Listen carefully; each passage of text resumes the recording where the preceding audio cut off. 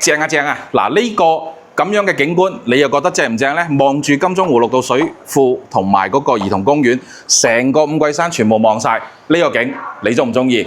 嗱，首先講翻呢度係朗詩金鐘湖，而家喺度嘅話呢，就係138方嘅一個戶型，直面向南，個陽台都好大㗎，差唔多8米陽台。翻入嚟可以睇翻成間屋，屬於一個7字形嘅設計啦。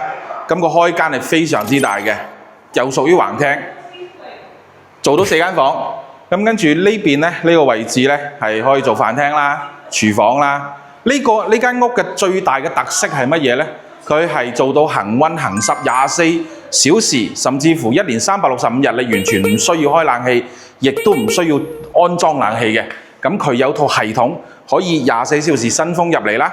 咁跟住仲有恒溫啦、恒濕啦。基本上每一日嘅溫度都喺23到26度，你可以設計好嘅。咁呢間屋係精裝修，咁而且年底就可以交樓啦，12月份交樓。